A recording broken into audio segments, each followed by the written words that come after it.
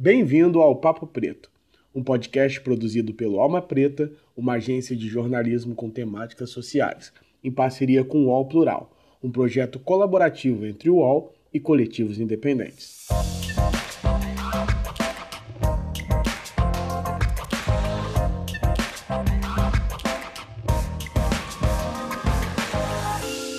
Salve, salve, galera! Nós estamos aqui começando mais um Papo Preto. Meu nome é Iago Rodrigues e eu sou produtor audiovisual no Alma Preta. E hoje nós vamos bater um assunto sobre paternidade preta. E para isso eu trouxe dois convidados, o Juca e o Everton.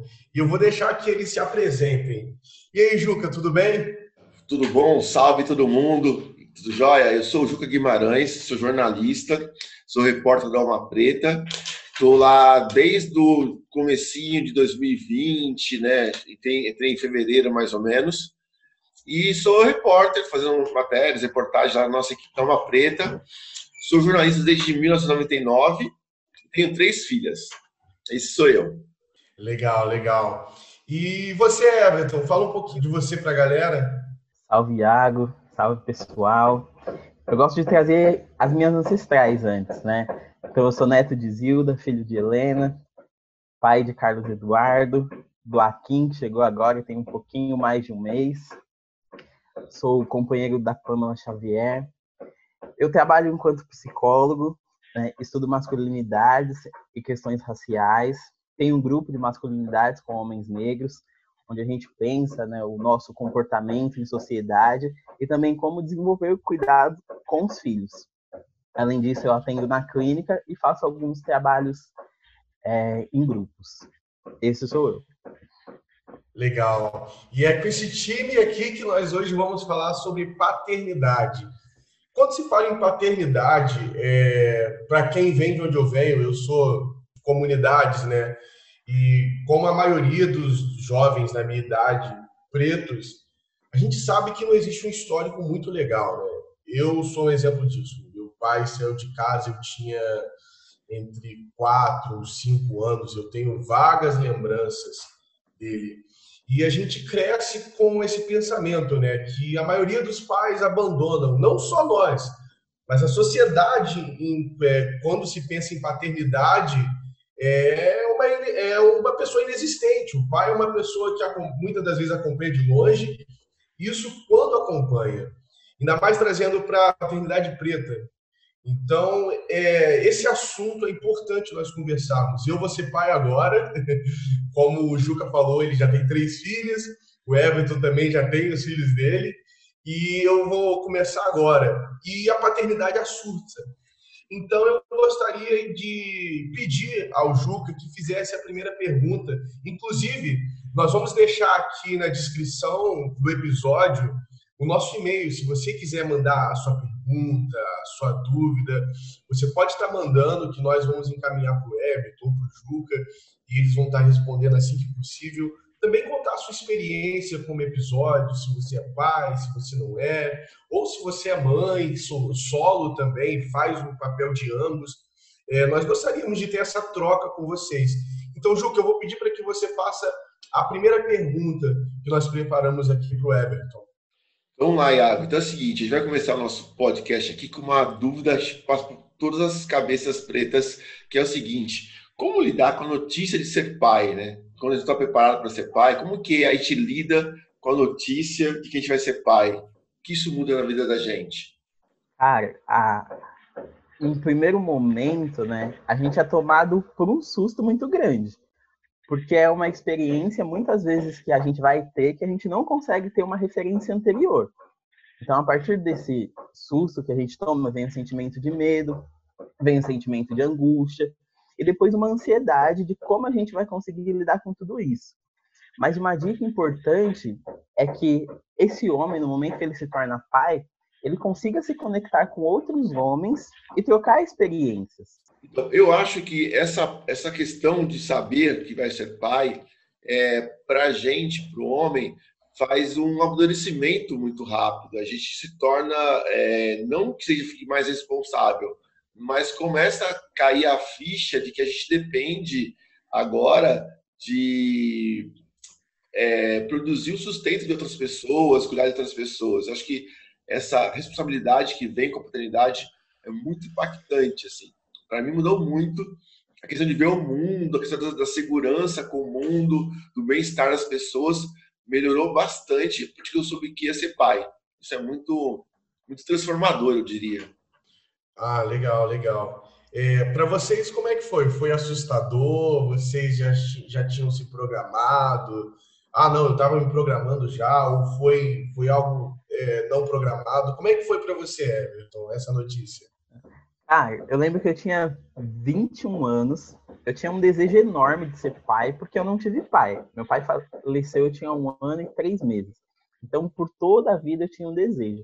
Mas no momento que eu descobri que eu me tornaria pai, eu lembro que eu fiz um empréstimo, tinha um saldo disponível num determinado banco, eu fiz um empréstimo na época de R$ 5.000, que eu falei, nossa, eu vou conseguir comprar todas as coisas do meu filho. E num super desespero, sabe? E aí teve chá de bebê, teve um monte de chá, as pessoas me ajudaram muito. Mas eu lembro que eu fiquei vários anos, porque eu nem tinha possibilidade de conseguir pagar aquela dívida naquela época. Então eu lembro que, né, depois, futuramente, pessoas me auxiliaram financeiramente para dar conta da dívida, mas foi isso, né? Foi um desespero absurdo que eu fui recorrer ao financeiro, né? Que é muito de onde a gente falta também, né? Pensando numa perspectiva preta, onde a gente vem de um lugar de escassez, então meu pensamento era, eu vou conseguir prover, né? Então eu vou encontrar recursos para prover. Eu lembro que foi esse o susto que eu tomei. É engraçado, né? Porque isso é muito empático, porque quando a gente recebe a notícia, pô, você é pai, é isso que vem na mente, caramba, eu tenho que dar conta. E a gente pensa em dar conta, mas financeiramente também. Como você bem falou, porque é de onde a gente vem. De onde a gente vem é assim. Pô, a gente quer dar condições para os nossos filhos, né? E com você, Juca, como é que foi a notícia de você ser pai? Como é que você recebeu essa notícia? Você estava se preparando? Foi algo de surpresa? Então, eu estava casado desde 2007, né? E a Maria Flor nasceu em 2009. Então, eu já tinha aquele desejo de ter uma menina, ter uma filha. E a casamento estava super, aquela fase boa do casamento e tal. E foi um presente, assim, foi uma coisa muito, muito amorosa, muito positiva. Então, eu tinha trabalhava pra caramba, eu tinha 2 empregos na época e tal, e aí eu tinha uma preocupação com isso, que ela falou, tipo, ter o sustento, ter o melhor possível para minha filha, ter o melhor berço, ter o quartinho bonitinho e tal. Isso foi uma preocupação de começo, assim. E depois, ao longo da gestação, a gente vai ter preocupação de saúde também, né? Se vai estar tudo certinho, dos exames, ultrassom. Então, acho que foi um momento de várias descobertas. E isso foi com a Maria Flor. A Maria Luísa, que é a minha filha mais velha, ela vem de um namoro, um relacionamento que eu tive em meados dos anos 2000, e ela nasceu em 2006, e eu não tinha conhecimento dela, ela fez 3 anos de idade. Então, quando eu conheci a Maria Luísa, já era uma menininha, já era um pouco maior. Então, a gente começou a construir essa relação de paternidade um pouco depois. Mas foi muito louco, porque a gente logo se identificou bastante, porque já é muito parecido, eu e ela, né? Hoje ela está com 14 anos, hoje é muito parecido, eu e a Maria Luísa. Então, foi uma questão muito forte, porque a gente começou a se ver 2 vezes por mês, a gente começou a trocar carta, telefonemas, foi muito bonito. E a Alice, que é a mais novinha, que tem 5 anos, nasceu em 2015, quando eu já tinha uma família e tal, e era legal porque a Maria foi a filha única, então, assim, queria muito ter uma irmã, morasse com ela, fosse mais próxima e tal. Então, foi meio que fechar um núcleo familiar bem interessante. Mas é isso, a gente tem, a cada filho e a cada fase da vida é um impacto, uma resposta diferente para a gente. Mas é Legal, muito Juca. amor mesmo. Ah, que bom. Isso é importante, né? É o mais importante, na verdade. E eu quero trazer um relato do seguinte. É legal de nós três aqui, vocês já são pais, estão presentes. Eu tenho esse desejo e vou fazer acontecer. Mas a gente sabe que nós somos minoria. Infelizmente, nós somos minoria. O Everton, que trabalha com masculinidades, pode dizer isso melhor do que eu. E isso é uma notícia muito ruim. Por quê? Porque eu, como cresci sem pai, eu sei o que isso traz na mente de uma criança.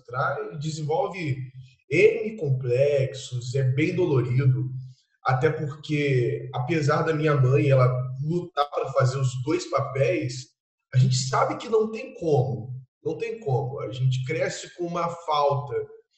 E eu cresci com essa falta. Minha mãe lutava para suprir os dois lados, mas a gente cresce com esse pensamento. Muitos crescem com esse pensamento e quando tem oportunidade, infelizmente, fogem por medo, por não ter um compromisso com a mãe, ter algo mais casual, e a gente sabe que isso é difícil. Eu queria direcionar essa pergunta para você, Everton. Quais as consequências que você, ao longo dos seus estudos, queria que você falasse um pouco das consequências para uma criança nascer, crescer sem o pai, né? A gente sabe que é bem difícil. Eu sei que é bem difícil. Então, eu gostaria que você falasse um pouco disso. É importante, Thiago, a gente pensar que essas consequências elas se manifestam em cada sujeito de uma forma, né? Então, tem pessoas que crescem com baixa autoestima, tem pessoas que têm dificuldade de aceitação, tem pessoas que estabelecem uma dificuldade de conseguir formar vínculo, tem pessoas que direcionam essa ausência para o uso abusivo de substâncias, né, como álcool, como drogas. Então, em cada sujeito, isso chega de uma forma. Mas é importante a gente pensar, né, que essa figura de pai do homem também, dentro da perspectiva que a gente tem hoje de família, né, que a gente não pensa mais naquela família nuclear, se tem uma outra pessoa que faça essa função paterna, isso não vai ser tão essencial. Porque se a gente pensar em uma família onde tem duas mulheres, né, a tendência seria que essa criança, né, tivesse prejuízo por ter essa ausência paterna.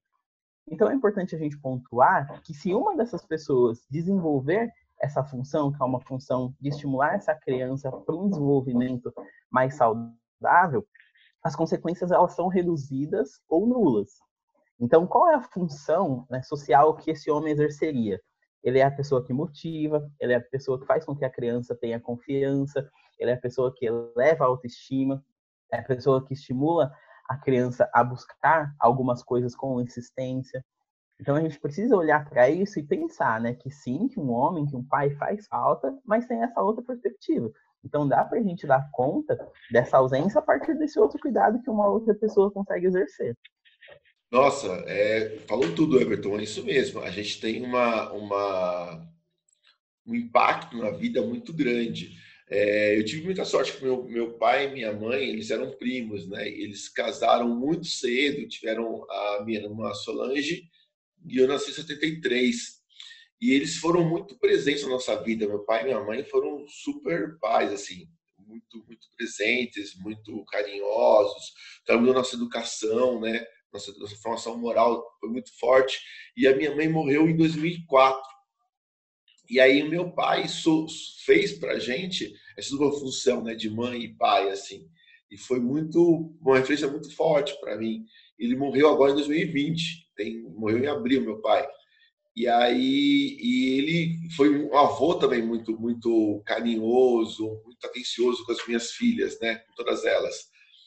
E aí eu uso isso como um espelho, né? Então, as coisas que a imagem paterna ela ajuda a formação é muito presente, é muito correto, porque quando a gente busca um modelo de ser pai, a gente vai nos nossos próprios pais, né?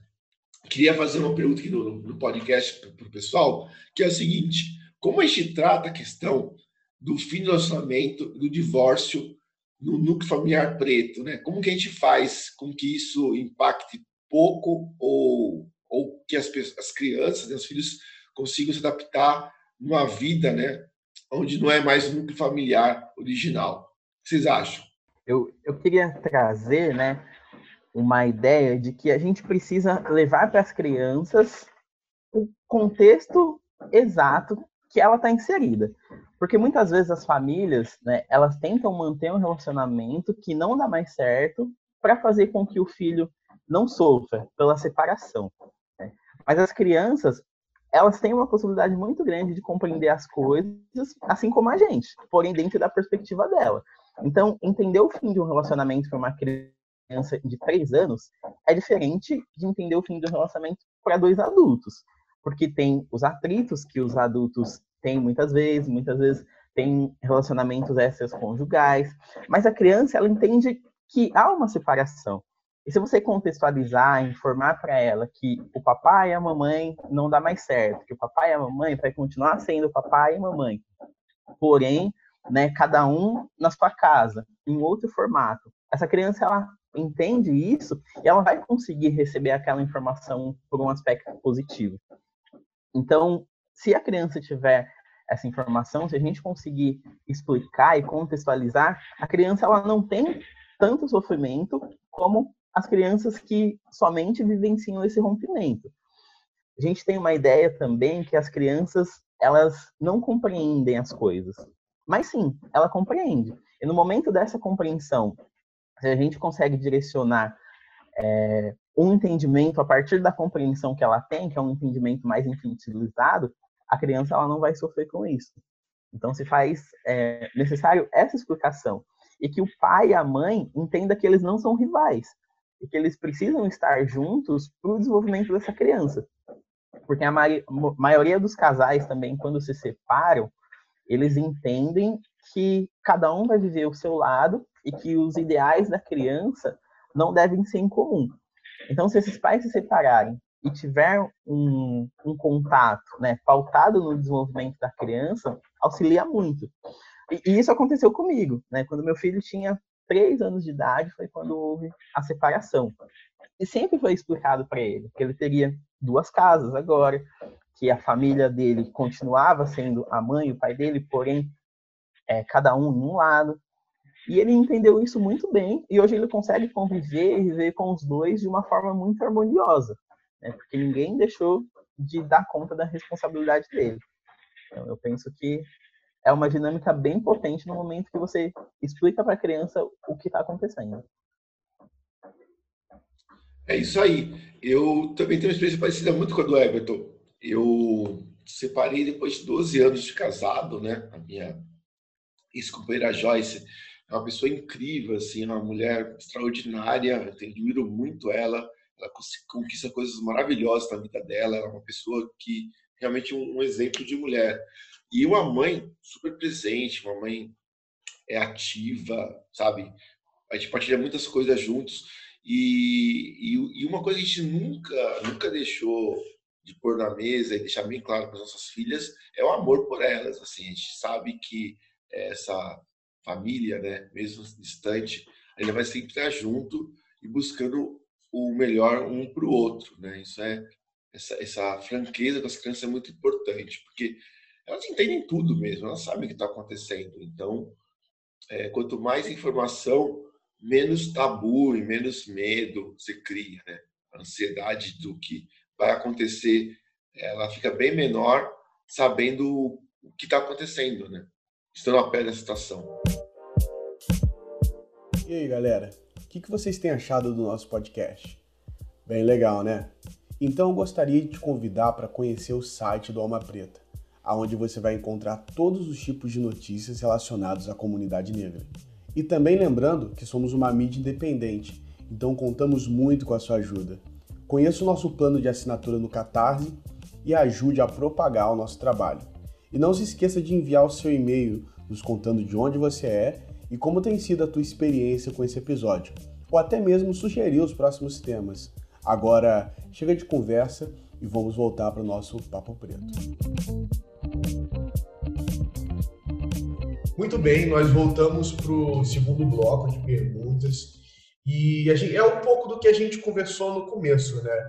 Sobre as preocupações. A gente sabe que a notícia de ser pai para o homem é diferente do que para a mulher, ou para quem faz o papel de pai, né? E a gente se preocupa com 1 milhão de coisas. Eu gostaria que você trouxesse novamente, Everton, um pouco dessas preocupações do pai, ou de quem faz o papel do pai, como você bem colocou no primeiro bloco. Fazer o papel da paternidade não precisa ser necessariamente um homem, mas de quem faz esse papel. Quais são as maiores preocupações que você recebe no seu consultório, que você tem nessa tua vivência? Eu gostaria de perguntar também se são diferentes para um pai que vive num contexto de uma família preta e de um pai que vive num contexto de uma família branca. Iago, é muito comum, né, as famílias trazerem isso para a clínica, né? Como que eu conduzo essa situação? Eu explico para o meu filho sobre as violências que ele pode sofrer na escola. Eu não explico, eu deixo ele crescer. Ele é muito pequeno e ele não vai conseguir entender tudo isso, né? Que é essa complexidade do racismo. E a minha sugestão é que, assim como na questão da separação, né, que os pais dialoguem com essas crianças. Porque a gente se descobre negro a partir de uma violência, né, que a gente sofre. Até então, a gente acha que é uma criança comum, mas no momento em que chamam a gente de macaco, que a gente sofre uma agressão na escola, né, isso fica em evidência. Então, tem alguma coisa diferente comigo. Se a criança estiver dentro de uma família onde esses diálogos forem uma questão, ela vai sofrer muito menos do que uma criança que for pega de surpresa. Não sei se vocês conseguem lembrar, né, da experiência de vocês, mas eu acredito que a maioria de nós, né, não tivemos essa educação. Então, a gente sofreu as violências, nós fomos agredidos e a gente precisou desenvolver estratégias para lidar com isso. Então, a gente, enquanto pais pretos, a gente tem essa responsabilidade de orientar os nossos filhos sobre todas as potenciais violências que eles poderiam sofrer, né? Que tem uma estrutura, e que essa estrutura não nos reconhece enquanto o coleguinha dele, que muitas vezes será um coleguinha com uma pele mais clara. Então, se faz necessário a gente posicionar, né, os nossos filhos para que ele entenda que tem alguma coisa diferente, que essa diferença não é com ele, né, mas sim dentro dessa estrutura que ele está inserido. Então, acho extremamente importante esse diálogo. O diálogo é importante, né? Porque ele traz para a criança não a blindagem, porque é difícil você blindar o filho do que o mundo prepara para ele lá fora, mas talvez traz para ele uma bagagem para um possível enfrentamento também, né? Acho que a gente faz uma preparação ali de guerra, praticamente, de um confronto racial que é do mundo e que, de certo momento, traz para todos os filhos, para cada idade, para cada situação, tem um jeito de introduzir o tema, tem um jeito de se lidar com o assunto, mas fugir dele é o pior caminho. E, pensando nisso também, Everton e Iago, o que vocês acham em relação à questão da negritude, né, da conscientização racial, de mostrar o quanto é importante valorizar a própria raça, a nossa história? Isso tem que ser feito a partir de que idade, de qual momento, né? Como a gente faz esse empoderamento das crianças, da família? Como que isso tem que ser tratado também, né? Um pouco do que o Everton falou, a minha geração, né? Eu acho que eu sou o mais novo aqui nessa conversa, eu tenho 25. Eu nem perguntei a tua idade. Quantos anos você tem, Everton? Iago, eu tenho 33, cara. Então eu sou o mais jovem. E a minha geração, que é um pouco mais nova do que a geração de vocês, a gente não aprendeu isso. A minha geração, ela não teve esse ensinamento. Acredito que as próximas, no caso os nossos filhos, eles vão ter esse ensinamento, mas eu não tive. Então eu sempre fui vítima do racismo, da sociedade, mas para mim aquilo era, não vou dizer que era normal, porque não era normal, mas a gente lidava com aquilo como piada, entendeu? A gente era zoado na escola e era piada, era com piada, a gente ria. A gente tinha duas opções: ou a gente entrava no jogo, ou a gente ficava bolado e era excluído, entendeu? E com o passar dos anos, eu fui envelhecendo e comecei a aprender como lidar com o racismo aos 18, 19 anos, 20, e a gente começa a entender que aquilo é algo ruim. A gente sempre tem isso dentro de si, né? Não é ruim, a gente não gosta. Mas para a gente estar inserido em um certo meio, a gente aceita algumas coisas. Mas eu não tive ensinamento nenhum, eu fui aprender isso depois dos 18 anos. Então, respondendo a pergunta do Juca, eu acredito que, como o Everton falou, é importante a gente tratar isso com as crianças desde cedo.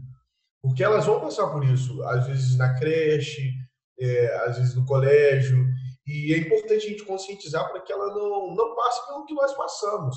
Não sei se foi assim com você também, Everton. Então, Iago, uma questão que eu gosto de trazer bastante, e eu vejo muito presente, né, no que o Juca faz com as filhas dele, é inserir as crianças nos contextos que a gente está inserido, que tem essa questão, né, da militância, ou está faltando questão de raça. Porque as crianças, elas estão introjetando aquilo. Então, no momento em que elas sofrerem uma violência, elas estão mais preparadas, né? Igual o Juca falou, a gente não tem como aliviar o sofrimento, mas a gente parte de uma perspectiva de redução de danos. Então, nesse momento em que ela está num contexto onde as pessoas estão trocando sobre isso, ela está se fortalecendo, né? Mesmo que indiretamente. Então, essa criança está mais preparada que outras crianças, né? E como você falou, Iago, ou a gente, né, se enquadra nesse lugar do racismo recreativo, né, que as pessoas causam, né, as violências na gente, a gente acaba aderindo àquilo como uma forma de ser inserida, ou tem aquele outro lado também que a gente adere ao estigma do homem violento, né, e começa a reagir dentro dessa compreensão violenta que direcionam para a gente quanto homens pretos. E quando você prepara essa criança, ela não precisa nem desse lugar recreativo, nem desse lugar violento. Ela vai ter uma compreensão maior, né, e vai conseguir se posicionar de uma forma diferente e que a gente, né, não tinha no período em que a gente tinha a idade delas. Então, se faz muito importante inserir as crianças nesses contextos. Eu acho que não só com relação ao racismo de cor, né, digamos assim, do racismo preto. Eu acho que a gente deve inserir as crianças no contexto geral. A gente sabe que as crianças, elas não têm a maldade que um adulto tem. Isso é construído na mente dela.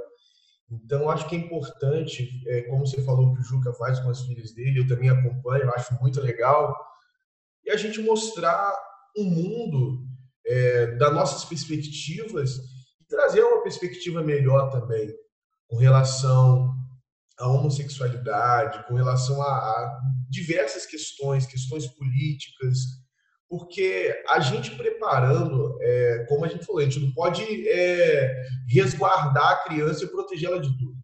Eu acho que a gente tem que dar o antídoto e deixar elas irem.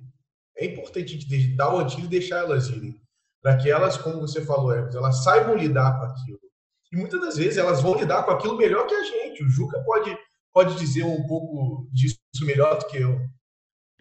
Exato. A gente é sempre surpreendido com os filhos, né? Porque a gente não acha que eles estão maduros em certos assuntos, certos temas, e elas se surpreendem o tempo todo, porque elas estão, sim, bem maduras, estão preparadas, elas leem o mundo de uma forma muito rápida, né? Essa geração que está vindo aí, elas são hiperconectadas, elas sabem achar informação, sabem discutir informação, são muito mais articuladas que a gente. Eu venho de uma geração que é dos anos 70, que você quase não via negros na televisão, não via negros na propaganda, você não tinha as referências, né, negras. E hoje você tem várias referências boas e várias idades e vários assuntos.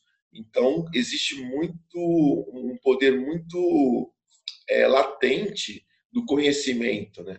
Então, as crianças, elas buscam conhecimento também, buscam se posicionar no mundo cada vez mais cedo. Então, eu lembro de uma época da minha infância que você dizia sim, sim, senhor para tudo, né? Pai, mãe, você era muito tolhido do seu direito de escolha. Você não tinha nem autonomia e nem emancipação. hoje em dia, ser muito mais emancipado e mais livre do que na minha época. Isso é importante pra caramba, assim. É bem importante, não é, Everton? Sim, Juca, isso que você fala é extremamente importante, porque se a gente pensa numa perspectiva dos povos originários, pensa numa perspectiva dos povos africanos, as crianças, elas são parte da comunidade, então elas contribuem, né? E nessa perspectiva colonial, onde a gente está inserido, as crianças, elas são polidas, né, de participar. Então a gente não trata a criança enquanto um sujeito, a gente trata a criança como uma criança, que é algo diferente do sujeito, que muitas vezes é invalidada, que a percepção dela não é válida, que a compreensão, né, que você trouxe também, Juca, a compreensão dela de mundo também é desconsiderada. Então, quando a gente traz os nossos filhos para o diálogo e dá a oportunidade deles participarem, a gente se desenvolve muito com eles também. Porque muitas vezes, né, no momento que a gente tem um problema dentro de casa, que a gente, enquanto família, não consegue resolver, quando a gente se direciona para uma criança, ela tem uma perspectiva que muitas vezes vai trazer uma solução para a gente. Então é importante inserir e participar as crianças em todos os processos, né? E aí o que Iago traz sobre não só questão de raça, mas questão política, questão das diferenças, isso é muito importante. Então, eu estou extremamente orgulhoso de estar nessa troca com vocês. Olha, eu também estou muito orgulhoso de ter essa troca com você, Everton, com você, Juca. Infelizmente, nós estamos se encaminhando para o final do nosso episódio e eu gostaria que você, Everton, e você, Juca, vocês deixassem uma mensagem para quem já é pai. No caso, eu vou pedir para que vocês deixem para quem já é pai e para quem pretende ser pai também, ou para quem pretende fazer o papel de pai. Queria que vocês trouxessem um pouco da visão de vocês e deixassem uma mensagem para essas pessoas. Minha mensagem para essas pessoas é que esteja presente na vida de seus filhos, né? A construção de paternidade social está pautada nessa questão de prover. Então, muitos dos nossos, né, homens pretos, se afastam dessa função, acreditando que eles só vão conseguir exercer essa função no momento que eles tiverem a possibilidade de prover financeiramente. Então, eles desconsideram a presença, desconsideram a participação na vida acadêmica, desconsideram os afetos que eles podem oferecer, a companhia, que com certeza vai ser excepcional para as crianças, e se ausentam por essa questão que é construída, que para você ser pai, você precisa prover. Então, a minha dica é essa: se faça presente na vida dos seus filhos, porque isso faz toda a diferença.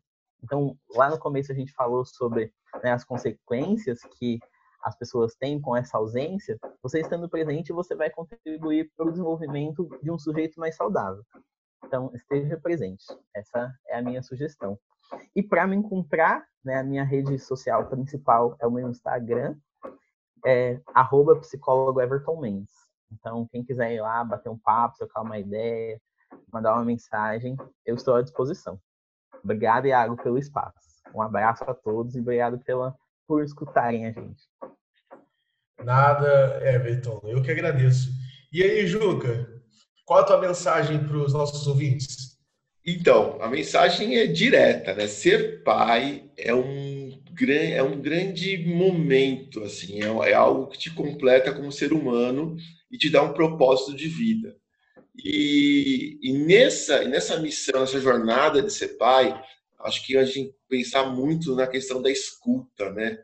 De ouvir as crianças, entender as demandas das crianças, dar o espaço de fala, né? Entender com o coração mesmo, ouvir com o coração que elas estão falando, porque muitas vezes esse momento de escuta, de conversa, que elas se sentem mais valorizadas. E valorizar a criança é muito importante, porque ela tem que ter uma autoestima forte, ela tem que se sentir parte do núcleo familiar, parte da sociedade e parte desse amor que o pai tem com o filho. Então, acho que uma grande prova de amor é a gente parar nosso tempo, escutar nossos filhos, ter o tempo com eles, que a gente realmente está ali focado no que eles estão querendo, que eles estão pensando, e com isso construir uma relação de confiança também.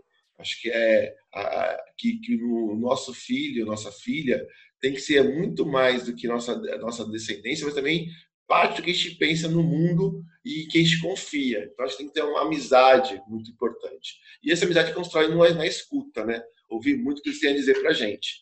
Eu estou no Alma Preta, então, assim, todo dia tem matéria lá, é só entrar no site, ajudar. Também nossa campanha do Catarse. Tem a rede, todo o Instagram também, que é Juca_Guima. E é isso, estou sempre por aí. Felizão estar aqui com vocês. Muito bom conversar com o Everton, um amigo de bastante tempo, gosto bastante. Iago, companheiro da Alma Preta. Estou bem feliz esse bate-papo sobre um assunto que eu gosto bastante, que é ser pai, né? Para mim é muito importante ser pai. Eu gosto muito dessa função, né? Dessa responsabilidade de ser pai. Legal, legal. Antes de nós terminarmos, eu queria trazer duas coisas para vocês que estão ouvindo e chegaram até essa parte do programa. A primeira eu acredito que esse conteúdo é de extrema importância e nós trazemos esse conteúdo com clareza, nós buscamos especialistas para conversar sobre e, melhor de tudo, é grátis. Então, espalhe esse conteúdo, compartilhe com familiares. Você que é pai, compartilhe com o pai. Você que é mãe, compartilhe com os pais dos seus filhos. E para que a gente continue fazendo isso, a gente conta com a sua ajuda. Então, se você pode ajudar, conheça a nossa campanha do Catarse, que fica lá no site do Alma Preta. Você pode ajudar com qualquer quantia e você vai estar financiando esse trabalho. Olha que maravilhoso. A gente vem aqui com todo amor e carinho para falar para vocês. Então, se vocês puderem contribuir, é de grande valia. E, para finalizar, eu quero trazer uma mensagem. Complementando o que o Juca e que o Everton disseram, a gente vive numa sociedade de abandono. Então, mais do que tudo, dê para os seus filhos talvez aquilo que você não teve. Uma bicicleta, dinheiro, não. Um pai presente, que está ali nos momentos difíceis, que está ali nos momentos bons. Isso é importante. Como o Everton e o Juca disseram, você vai estar gerando uma pessoa melhor para o mundo. Isso é responsabilidade nossa. Tá bom? Eu queria agradecer a todos os ouvintes, queria agradecer o Everton, o Juca. Se você quiser, o nosso e-mail está aqui embaixo do card, você pode entrar em contato. E muito obrigado a quem chegou até aqui. Obrigado, Juca, obrigado, Everton, e até o próximo Papo Preto. Valeu, galera!